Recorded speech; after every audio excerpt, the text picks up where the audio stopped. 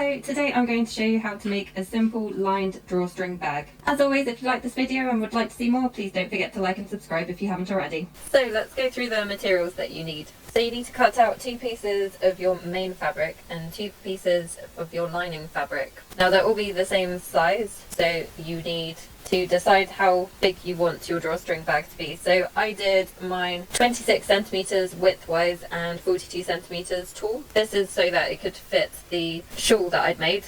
However, you can decide on whatever measurements you want. So in order to find out the size of my particular drawstring bag, I measured how wide I thought it would need to be for the shawl, and then I added a bit of extra rim, and then I added a centimetre either side, so 2 centimetres more in total, just to add some seam allowance. So for the height, I had to not only add the seam allowance, I also added a bit for the casing. So for the gap for the casing, I added 1.5 centimetres, and then I wanted a 7.5 centimetre top to the drawstring bag above the bit where it would gather for the casing. Obviously you could just make a really small top section, or there are some drawstring bags where the drawstring part is the top of the bag, so it's not necessary. You also need to cut out either some ribbon, cotton tape, whatever you're going to choose for the trimming.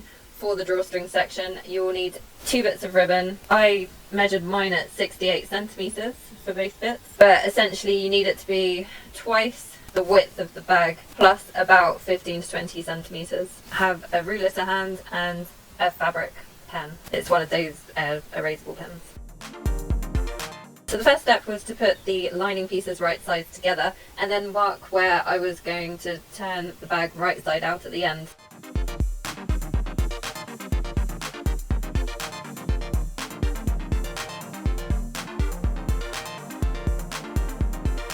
So I've decided that I was going to leave an opening at the bottom of the bag, so I've just marked a short line at the base, enough to turn the bag at the end right sides out, 1 centimetre away from the raw edge. After that I put some quilting clips in, just to hold the 2 pieces together before I sew it on the sewing machine. So obviously you could use regular pins if you want to.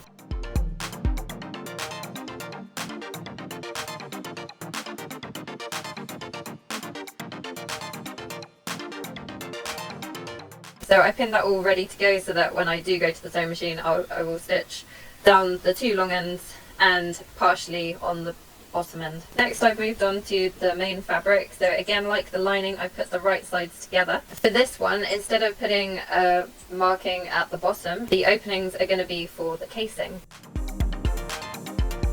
So the opening is going to be for the casing for the ribbon, or in my case, cotton tape. So I've just marked this 8.5 centimetres down because I want my top to be 7.5 centimetres tall. And then I've just marked it 7.5 centimetres down, and then another mark a further 1.5 centimetres down. And I've done that on both sides of the bag. So once I've done that, I used my quilting clips again to secure the 2 pieces together until they're stitched.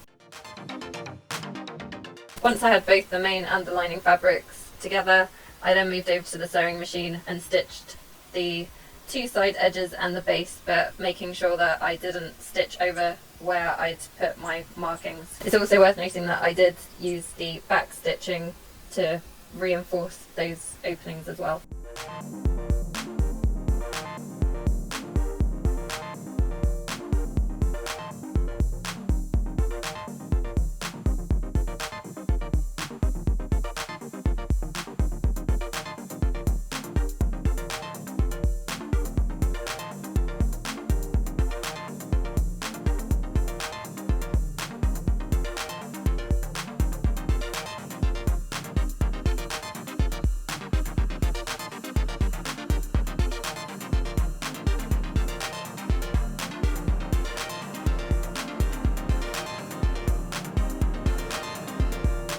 So once I've stitched all the way around, what I did was I trimmed the corners, so I've just clipped them so that when they're turned right side out, they should have a nice crisp corner. And once they were done, I then moved over to the ironing board and pressed all the seams out.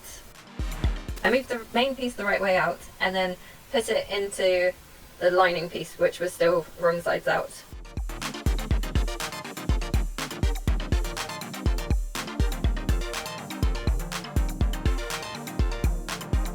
I then lined them up at the top and again used my quilting clips to secure them together before moving over to the sewing machine and stitching them together.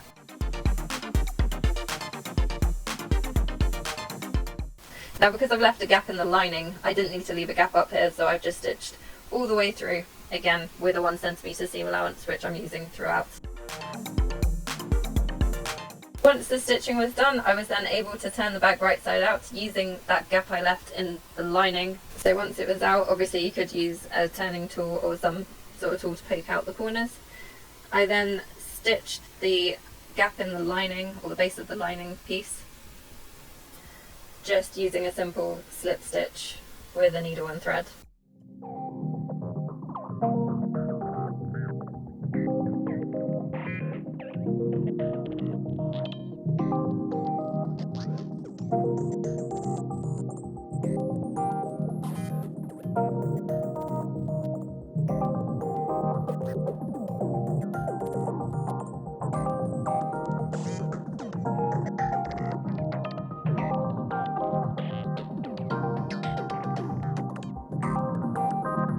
With the hole in the lining gone, I then poked the lining back into the main piece, matching the corners and the base. It's also worth pressing it in place just so you've got the top section nice and secure.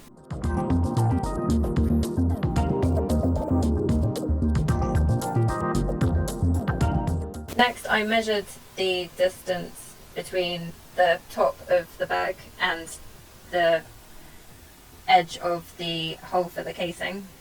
So obviously, because I planned it to be 7.5 centimeters, that is roughly what it turned out to be, but then I measured it on my sewing machine and used a bit of washi tape just so I could use that as a guide.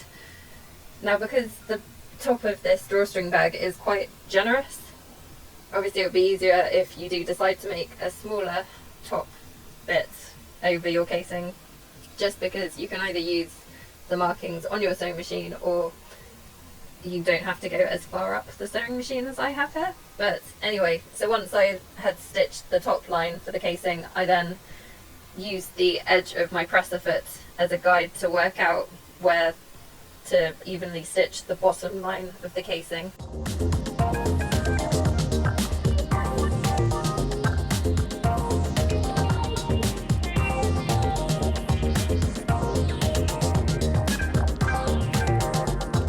Once those 2 rows of stitching were complete, I then got on to adding the cotton tape. So I've used the method where you get a safety pin, you attach it to your tape or ribbon, and then you guide it through the casing. It did get a little bit stuck at the seam allowances, just because I didn't stitch these down before. So I ended up using a loop turner, I think, and also my turning out tool. It just helped widen the casing bit at the end so that I could guide the tape through.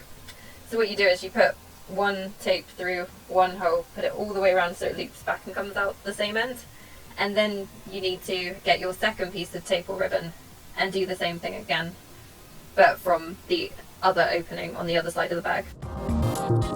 Finally, you need to tie the ends of your ribbon or cotton tape. So I've just done a simple knot on both pieces.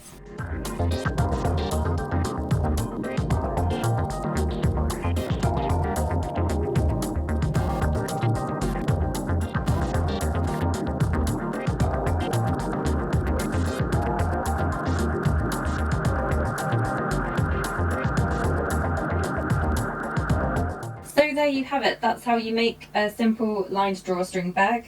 Obviously there's a number of ways that you can customize it for yourself, making it a different size, deciding how much of a top you want. You can use ribbon, cotton tape, other trimmings for the drawstring part. And obviously it's a great stash buster as well, and a good way to store various items. That's it for this time. Thanks for watching.